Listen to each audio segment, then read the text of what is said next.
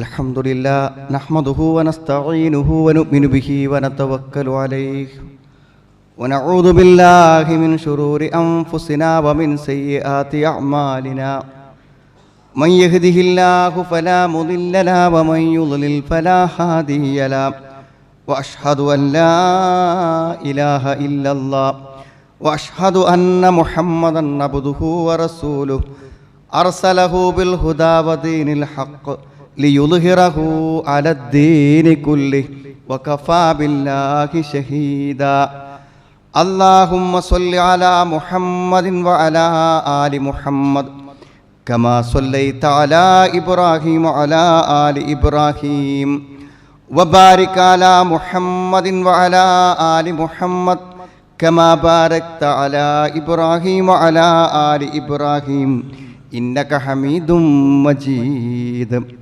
أما بعد فإن خير الكلام كلام الله وخير الحديث كتاب الله وخير الهدي هدي محمد صلى الله عليه وسلم وشر الأمور محدثاتها وكل محدثة بدعة وكل بدعة ضلالة أعوذ بالله من الشيطان الرجيم بسم الله الرحمن الرحيم يا أيها الذين آمنوا اتقوا الله حق تقاته ولا تموتن إلا وأنتم مسلمون يا أيها الناس اتقوا ربكم الذي خلقكم من نفس واحدة وخلق منها زوجها وبث منهما رجالا كثيرا ونساء واتقوا الله الذي تساءلون به والأرحام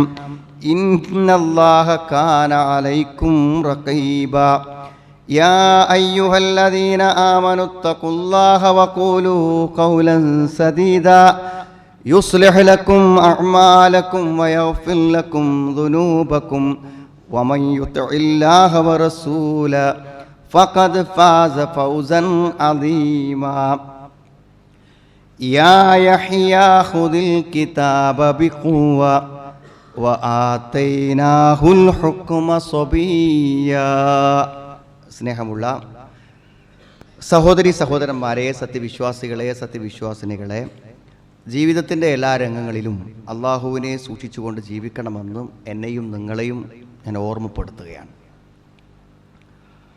ഒരാൾ വ്യക്തിപരമായും കുടുംബപരമായും സാമൂഹികമായും എല്ലാം ഏറ്റവും വലിയ പ്രതിസന്ധി അനുഭവിക്കുന്ന ഒരു കാലഘട്ടം എന്നുള്ളത് നമ്മുടെ ഒരു യുവത്വത്തിൻ്റെ കാലഘട്ടമാണ്. ഒരു 18 വയസ്സ് മുതൽ ഒരു 40 വയസ്സ് വരെയുള്ള ഒരു കാലഘട്ടമാണ്. സത്യത്തിൽ നമ്മുടെ ആരോഗ്യവും ബുദ്ധിയും ശക്തിയും ഏറ്റവും നന്നായി പ്രവർത്തിക്കുന്ന ഒരു കാലഘട്ടമാണെങ്കിലും അത് ശരിയായ വഴിയിലൂടെ, ദീനിൻ്റെ ശരിയായ മാർഗത്തിലൂടെ സഞ്ചരിക്കാത്തവരെ സംബന്ധിച്ചിടത്തോളം വളരെ പ്രതിസന്ധി നിറഞ്ഞ ഒരു കാലഘട്ടമാണ്. എന്തുകൊണ്ടെന്ന് വെച്ചാൽ, ഒരു മനുഷ്യൻ്റെ ജീവിതത്തിലെ ഏറ്റവും വലിയ പ്രതിസന്ധി എന്ന് പറയുന്നവൻ്റെ മനസ്സിൻ്റെ പ്രതിസന്ധിയാണ്. തെറ്റുകളും പാപങ്ങളും കുറ്റങ്ങളും മനുഷ്യന് നൽകുന്ന അത്ര വലിയ പ്രതിസന്ധിയും പ്രയാസവും ജീവിതത്തിൽ മറ്റൊന്നുകൊണ്ടും ഉണ്ടാവുന്നില്ല. അതുകൊണ്ട് തന്നെ ഇന്ന് സവിശേഷമായും വ്യത്യസ്തങ്ങളായ തെറ്റുകൾക്ക് അവസരങ്ങളിൽ ഒരു കാലഘട്ടം എന്ന നിലക്ക് ഒരു 5 നേരത്തെ നമസ്കാരമോ അള്ളാഹുവിനെക്കുറിച്ചുള്ള ഭയമോ വിശ്വാസമോ ഒന്നും മനസ്സിലില്ലാത്തവർക്ക് ഏതറ്റം വരെ പോകാം എന്നതിന് ഒരു മതിലുകളോ പരിധികളോ ഒന്നുമില്ല. അതുകൊണ്ട് തന്നെ അധാർമികതകളിലും അരാജകത്തിലും ജീവിക്കുന്ന ചെറുപ്പക്കാരെ വിളിച്ച് നമ്മൾ സംസാരിക്കുമ്പോൾ അവരൊക്കെ എത്തിപ്പെടാൻ കഴിയാവുന്നതിൻ്റെ പരമാവധിയിലാണ് അവർ എത്തിപ്പെട്ടുകൊണ്ടിരിക്കുന്നത്. നാട്ടിൽ ലഭ്യമാകുന്നത് മാത്രമല്ല, അന്യനാടുകളിൽ ലഭ്യമാകുന്നത് പോലും ആസ്വദിച്ചും അനുഭവിച്ചും യാതൊരു പ്രതിബദ്ധതയും ആരോടുമില്ലാതെ ജീവിക്കുന്ന ആ മനസ്സുകൾ അനുഭവിക്കുന്ന പ്രതിസന്ധി വലുതാണ്. എന്തുകൊണ്ടെന്ന് ചോദിച്ചാൽ, ചിലർ വിവാഹിതരാണ്. നമുക്കറിയാം, നമ്മളെ ആശ്രയിച്ച് ജീവിക്കുന്ന പിഞ്ചു മക്കൾ.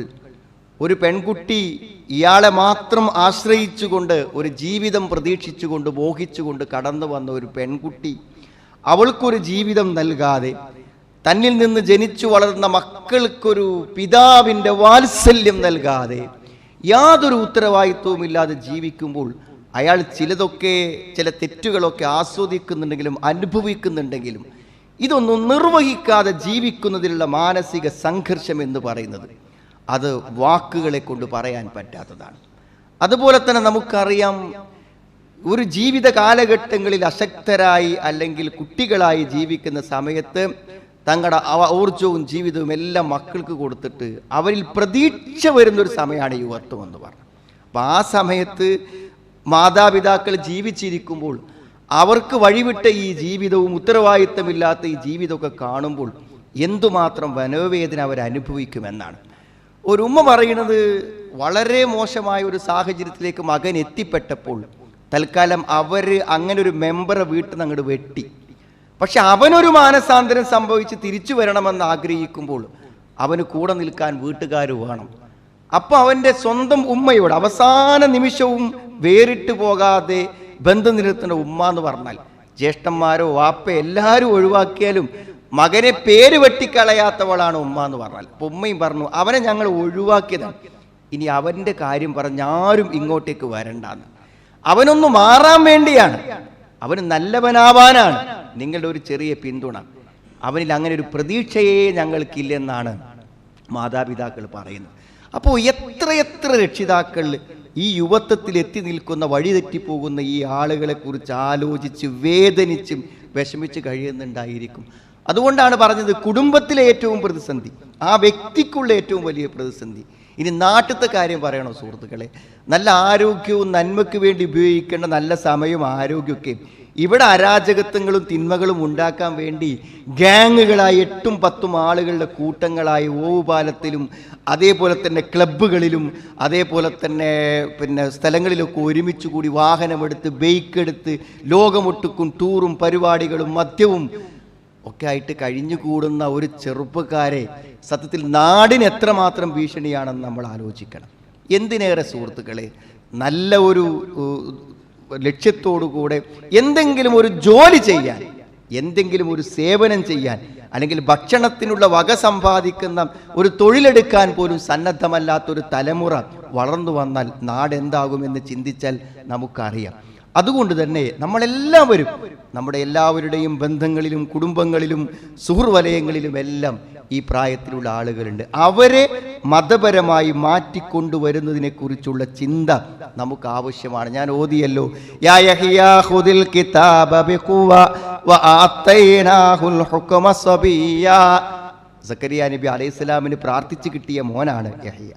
യാ യഹ്യാ ഖുദിൽ കിതാബ ബിഖുവ, വേദഗ്രന്ഥത്തെ നീ ശക്തിയോടുകൂടെ സ്വീകരിക്കുക. എന്താ ശക്തിയോടുകൂടെ സ്വീകരിക്കുക എന്ന് പറഞ്ഞാൽ, വേദഗ്രന്ഥത്തെ എങ്ങനെയെല്ലാം പാലിക്കാൻ പറ്റുമോ, മതനിയമങ്ങളെ എങ്ങനെയൊക്കെ ജീവിതത്തിൽ കൊണ്ടുവരാൻ പറ്റുമോ അങ്ങനെയൊക്കെ നീ കൊണ്ടുവരണം.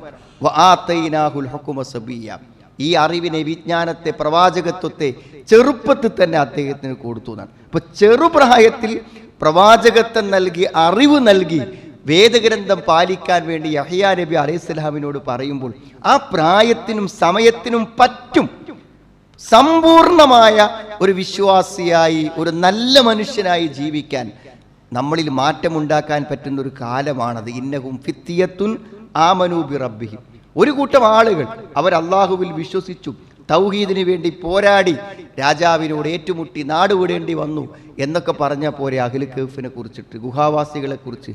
പക്ഷെ അള്ളാഹു അവരെ പരിചയപ്പെടുത്തിയപ്പോൾ ഇന്നഹും ഫിത്തിയത്തുൻ, അവർ ചെറുപ്പക്കാരാണെന്ന് പറഞ്ഞത് അതിനെന്തോ ഒരു പ്രത്യേകത ഇല്ലേ? ഒരു കൂട്ടം ആളുകൾ എന്ന് പറഞ്ഞാൽ ആരായാലെന്താ, പക്ഷെ അത് യുവാക്കൾ എന്ന് പറയുമ്പോൾ അതിനൊരു പ്രത്യേകത ഉണ്ട്. സുഹൃത്തുക്കളെ, എന്താണ് ഈ യുവത്വത്തെ പ്രത്യേകമായി പറയാൻ കാരണം? നബി സ്വല്ലല്ലാഹു അലൈഹി വസല്ലം അങ്ങനെ പറഞ്ഞിട്ടുണ്ട്, ഉസീകും ബിശ്ശബാബി ഖൈറ, നല്ലത് ചെയ്യണേ യുവാക്കളെ എന്ന് ഞാൻ നിങ്ങളോട് വസിയ്യത്ത് ചെയ്യുന്നു. ഉസീകും ബിശ്ശബാബി ഖൈറ ഫഇന്നഹും അറഖു അഫ്ഇദ, ഹൃദയം വളരെ ലോലമായവരാണ് അവർ, മാറാൻ പറ്റും. അതാണ് അവരുടെ ഏറ്റവും വലിയ പ്രത്യേകത. സുഹൃത്തുക്കളെ, ഏതറ്റം വരെയും മാറി വരാൻ പറ്റുന്ന ആളുകളാണ്. ഈ ഉഹദ് യുദ്ധത്തിൻ്റെ സന്ദർഭത്തിൽ ഉഹദ് യുദ്ധം പരാജയപ്പെട്ടു വന്നപ്പോൾ അത് നല്ലൊരു അവസരമായി ശത്രുക്കൾ കാണുന്നുണ്ട്. അവരുടെ ഏറ്റവും വലിയ ലക്ഷ്യം എന്താണെന്ന് വെച്ചാൽ, എല്ലാവരും തിരിഞ്ഞോടിക്കൊണ്ടിരിക്കുന്ന യുദ്ധ സാഹചര്യത്തിൽ നബി സല്ലല്ലാഹു അലൈഹി വസല്ലമയുടെ ജീവിതം അവസാനിപ്പിക്കുക എന്നുള്ളതാണ്. അതുകൊണ്ട് ശത്രുക്കൾ എല്ലാവരും മുസ്ലിങ്ങളെ മറന്നു. അവരുടെ മുഴുവൻ അമ്പുകളും മഹാനായ റസൂൽ കരീം സ്വല്ലല്ലാഹു അലൈഹി വസല്ലമയുടെ നേരെ തിരിച്ചു വിട്ടു. ആലോചിക്കണം നിങ്ങൾ ആ രംഗം. ആ സന്ദർഭത്തിൽ, പ്രതിസന്ധി നിറഞ്ഞ രംഗത്തിൽ പലരും തിരിഞ്ഞോടിക്കൊണ്ടിരിക്കുന്ന സന്ദർഭത്തിൽ നമുക്ക് കാണാൻ പറ്റും സഅദ് ഇബ്നു അബീ വഖാസ് ഒരു ചെറുപ്പക്കാരനാണ്. ആ മനസ്സോടെ സ്ഥൈര്യത്തോടുകൂടെ എല്ലാവരും വിട്ടോടിയപ്പോഴും നബി സ്വല്ലല്ലാഹു അലൈഹി വസല്ലമയുടെ ചാരത്തുറച്ചു നിന്ന് അമ്പുകൾക്ക് വിരിമാറ് കാണിച്ചു കൊടുത്ത് നബിയെ പ്രതിരോധിച്ചതിൽ ഒരു ചെറുപ്പക്കാരൻ ഉണ്ടായിരുന്നു എന്ന ചരിത്രം പറയുന്നത്.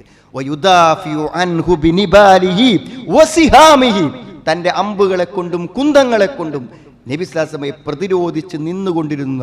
അപ്പൊ നബി അദ്ദേഹത്തോട് പറയുന്നുണ്ട്, ഇർമി ഫിദാക അബി വ ഉമ്മി, എറിഞ്ഞോ, പ്രതിരോധിച്ചോ എന്ന് പറഞ്ഞ് നബി സ്വല്ലല്ലാഹു അലൈഹി വസല്ലം അദ്ദേഹത്തെ പ്രോത്സാഹിപ്പിച്ചുകൊണ്ടിരിക്കുന്നുണ്ട്. അപ്പ നബി വിളിച്ചൊരു പേരുണ്ട്, അയ്യുഹൽ ഗുലാം അൽ ഹസൂർ, ശക്തനായ യുവാവേ താങ്കൾ പ്രതിരോധിച്ച് നിന്നുകൊള്ളുക എന്നാണ്.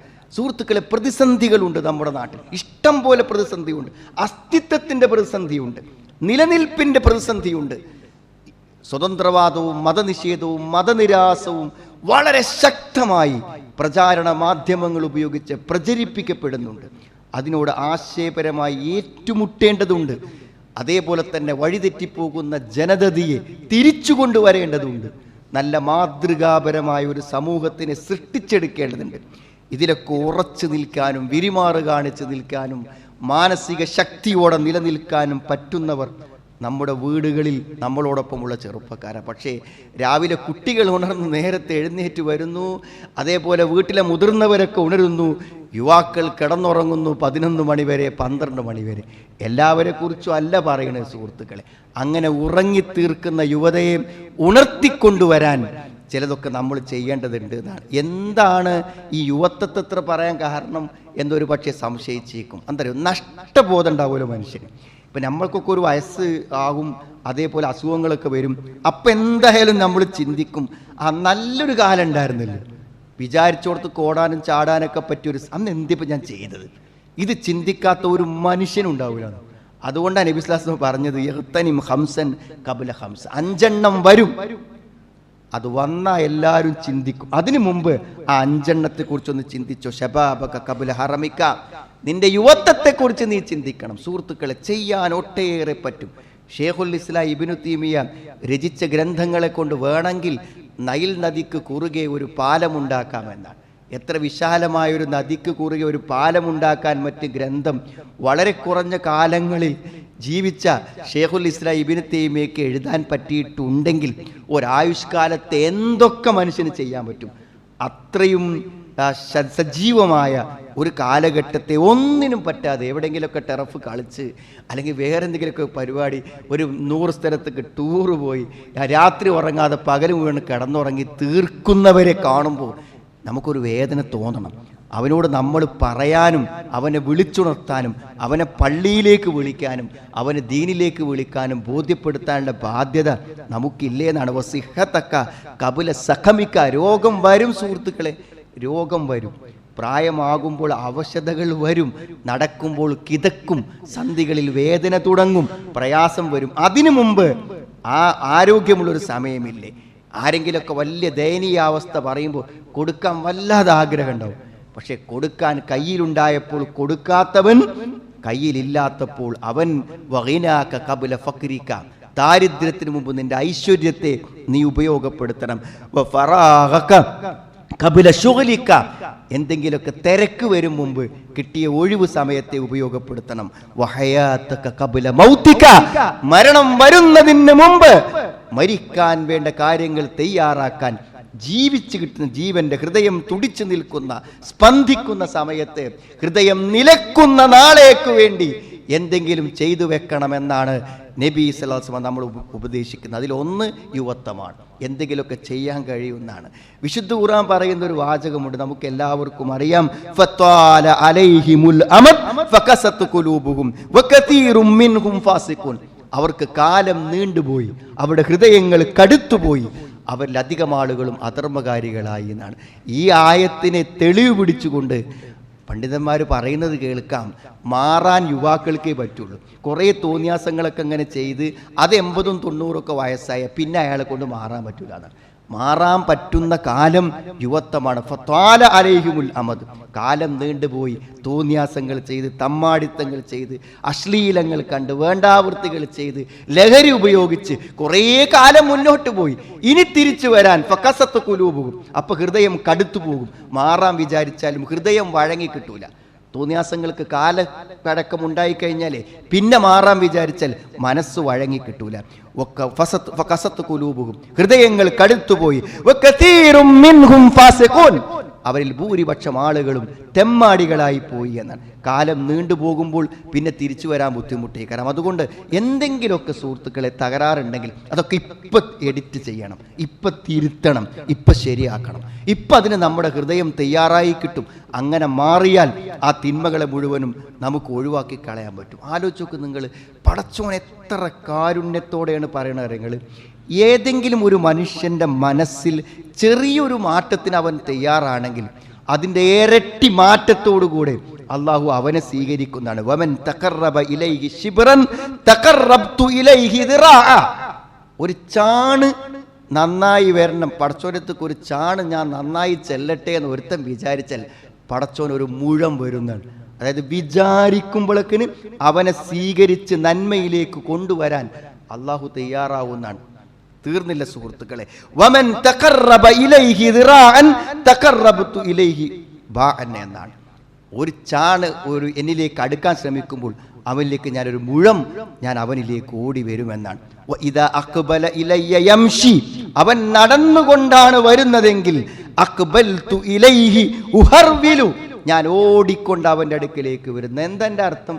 നന്നാകാൻ വേണ്ടി ചെറിയൊരു മനസ്സ് കാണിക്കുമ്പോഴേക്കും അള്ളാഹു അതിനേക്കാളും താല്പര്യത്തോടുകൂടെ അവനെ സ്വീകരിക്കാനും മാറ്റാനുമുള്ള സംവിധാനങ്ങൾ ചെയ്തു കൊടുക്കുന്നതാണ്. ഒരു മാനസാന്തരത്തിന് മനസ്സ് വിചാരിക്കുമ്പോഴേക്കും അതിന് പിന്തുണ നൽകി മാറാനുള്ള പുതിയ വഴികളെ കാണിച്ചു തന്ന് അള്ളാഹു കൂടെ നിൽക്കും എന്നാണ് പറയുന്നത്. മാത്രല്ല അതുകൊണ്ട് ഫതഖദ്ദം ഇലല്ലാഹ്, അള്ളാഹുവിലേക്ക് വരൂ സുഹൃത്തേ, അള്ളാഹുവിലേക്ക് വരൂ. തിന്മകളെ അവസാനിപ്പിച്ച് ശരിയുടെ മാർഗത്തിലേക്ക് വരൂ.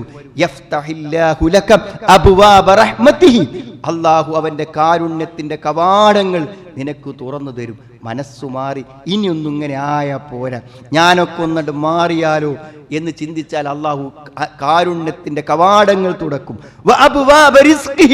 ഉപജീവനത്തിൻ്റെ വഴി തുറക്കും. പണിയില്ലാതെ നടക്കൂല, ജോലിയില്ലാതെ നടക്കൂല, മാർഗമില്ലാതെ നടക്കേണ്ടി വരില്ല. അള്ളാഹു അവന് ഉത്തമമായ ഉപജീവനത്തിൻ്റെ വഴികൾ തുറന്നു കൊടുക്കും. അള്ളാഹുവിൻ്റെ പാപമോചനത്തിൻ്റെ വാതിലുകൾ തുറന്നു കൊടുക്കും. അങ്ങനെ ഈ ദുനിയാവിലെ സയ്യിദാകും അവൻ. സയ്യിദൻ ഫീ ദുനിയാക, നിന്റെ ദുനിയാവിലെ സയ്യിദാകും നീ. അത്ര വലിയ മാറ്റങ്ങൾക്ക് അള്ളാഹു കൂടെ നിൽക്കും. ആളുകൾ പരിഗണിക്കാത്ത അപമാനിതനായി മാറി നിൽക്കേണ്ടി വന്നവനെ അള്ളാഹു ഏറ്റവും സമൂഹത്തിലെ ഉന്നത സ്ഥാനങ്ങളിലേക്ക് ഉയർത്തിക്കൊണ്ടുവരുന്നതാണ്. അതൊരു പ്രത്യേകത തന്നെ സുഹൃത്തുക്കളെ. 33 വയസ്സ് തൊബറാൻ്റെ ഹദീസ് കാണാൻ പറ്റും. 33 വയസ്സ് ഉള്ള ഒരവസ്ഥയിലേക്കാരം സ്വർഗത്തിൽ വരിക എന്ന് പറഞ്ഞാൽ യുവാക്കളായും കരുത്തോടു കൂടിയാണ് സ്വർഗവാസികളൊക്കെ. അവിടെ വൃദ്ധന്മാരില്ല, അവിടെ വയസ്സന്മാരില്ല, അവിടെ അവശന്മാരില്ല. ജീവിതത്തിൽ അള്ളാഹു നമുക്ക് തന്ന ഒന്നും അറിയാതെ അനുഭവിക്കാൻ പറ്റുന്ന നല്ലൊരു കാലഘട്ടത്തെ ഏറ്റവും നന്നായി ഉപയോഗിച്ചാൽ അതിൻ്റെ മധുരം മരിക്കോളം അനുഭവിക്കാം, മരിച്ചാലും അനുഭവിക്കാം.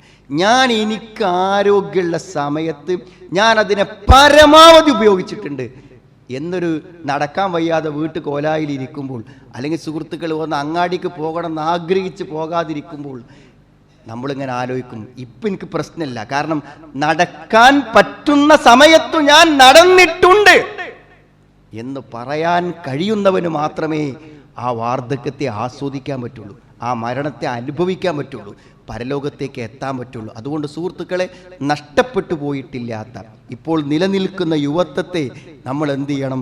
ശരിയായി ഉപയോഗിക്കണമെന്നാണ്. ഒരു പക്ഷേ നബി സല്ലല്ലാഹു അലൈഹി വസല്ലമക്ക് റിസാലത്ത് കിട്ടുന്ന സമയത്ത് ആ മഹത്തായ ഇസ്ലാമിക മുന്നേറ്റത്തിന് കൂടെ നിന്നവരിൽ മുഴുവൻ ആളുകളും ഈ 40 35 ഒക്കെ പ്രായമുള്ള ആളുകളായിരുന്നു. ആദ്യം കടന്നു വന്ന ആളാണല്ലോ അലി ഇബ്നു അബീ ത്വാലിബ് റളിയല്ലാഹു അൻഹു. എത്ര ചെറുപ്രായത്തിലാണ് നബി സ്വല്ലല്ലാഹു അലൈഹി വസല്ലമയോടൊപ്പം ചേർന്നത് എന്ന് നമുക്ക് എല്ലാവർക്കും അറിയാം. അതുകൊണ്ട് സുഹൃത്തുക്കളെ, നഷ്ടപ്പെട്ടു പോയവർ അത് തിരിച്ചെടുക്കാനുള്ള ഇനിയുള്ള ജീവിതത്തെ ഉപയോഗപ്പെടുത്തുക. ആ യുവത്വത്തിൽ ജീവിക്കുന്ന ആളുകൾ അത് പരമാവധി ചെയ്യാൻ വേണ്ടി ശ്രമിക്കുക. ആലോചിച്ച് നോക്കൂ നിങ്ങൾ, ഇന്നത്തെ സാധ്യത എന്ന് പറഞ്ഞാൽ അത് യുവാക്കളെ സാധ്യത തന്നെയാണ് സുഹൃത്തുക്കൾ. നമ്മൾ ഒരു 5 മിനിറ്റ് 3 മിനിറ്റ് നേരെയുള്ള മനസ്സിന് മാനസാന്തരം സംഭവിക്കുന്ന ഒരു ക്ലിപ്പ്, ഒരു പ്രസംഗത്തിൻ്റെ ശകലം, ഒരായത്തിൻ്റെ ശകലം ഇന്ന് നന്നായി എഡിറ്റ് ചെയ്ത് പോസ്റ്റ് ചെയ്താൽ നാളെ വൈകുന്നേരം നിങ്ങൾ ആ യൂട്യൂബിൽ കയറി നോക്കുമ്പോൾ 1 ലക്ഷം 2 ലക്ഷം 4 ലക്ഷം ആളുകളാണ് കാണുന്നത്. എവിടെയാണ് സുഹൃത്തുക്കളെ സത്യത്തെ എത്തിക്കാൻ ഇത്രയും നല്ല സാധ്യത ലോകത്തെ മറ്റേത് കാലത്താണ് ഉണ്ടായിട്ടുള്ള? അരച്ചൊക്കെ നിങ്ങൾ, നമ്മൾ എന്തേലും ഒന്ന് പറഞ്ഞാൽ 4 ലക്ഷം ആളുകൾ കേൾക്കാൻ എന്തെങ്കിലും വകണ്ടു? ഒരു നല്ല പ്രഭാഷണം നിങ്ങൾ കേട്ടു, അതൊന്നും മെല്ലെ എഡിറ്റ് ചെയ്ത് ഒരു 3 മിനിറ്റ് 2 മിനിറ്റ് ആക്കിയിട്ട് നമ്മൾ പോസ്റ്റ് ചെയ്താൽ എന്താണ്, അത് ലക്ഷോപലക്ഷം ആളുകൾ കാണും. നല്ല 80,000-ൻ്റെ 1.25 ലക്ഷത്തിൻ്റെ ഒക്കെ ഫോണ് പോക്കറ്റിലിട്ടിട്ട് അതിലിങ്ങനെ എന്തെങ്കിലും അശ്ലീലങ്ങളോ അല്ലെങ്കിൽ ഫേസ്ബുക്കിലെ തമാശകളോ അല്ലെങ്കിൽ ഏതെങ്കിലും കോമഡികളോ അല്ലെങ്കിൽ ചെറിയ ചെറിയ വല്ല ഡ്രാമകളോ ഷോർട്ട് ഫിലിമുകളൊക്കെ കണ്ട് കാലം കഴിക്കുന്നവരെ കുറിച്ച് എന്തു പറയാൻ സുഹൃത്തുക്കളെ? ആ സമയത്ത് ഒരു അരമണിക്കൂർ കിട്ടുമ്പോൾ ഈ 6000 ചില്ലാനം വചനങ്ങളിലെ ഖുർആനെന്ന് ഒരായത്ത് മര്യാദക്ക് അതിൻ്റെ അർത്ഥവും ആശയമൊക്കെ ഒന്ന് എടുത്തിട്ട് പോസ്റ്റ് ചെയ്താൽ ലക്ഷോപലക്ഷം ആളുകൾ കാണുന്ന ഈ കാലഘട്ടത്തിൽ ഈ ബുദ്ധിയും തൻ്റെ ഇടവും ഉള്ളവർക്ക് തന്നെയല്ലേ സുഹൃത്തുക്കളെ അവസരമുള്ളത്? ഈ ഇസ്ലാം എത്തുക തന്നെ ചെയ്യും. രാത്രിക്കും പകലിനും കടന്നു ചെല്ലാൻ പറ്റുന്നിടത്തെല്ലാം, രാത്രിയും പകലും കടന്നു ചെല്ലാത്ത ഏതെങ്കിലും ഒരു സ്ഥലം ഭൂമിയിലുണ്ടാവും സുഹൃത്തുക്കളെ, അവിടെയൊക്കെ ഈ കാര്യം എത്തും.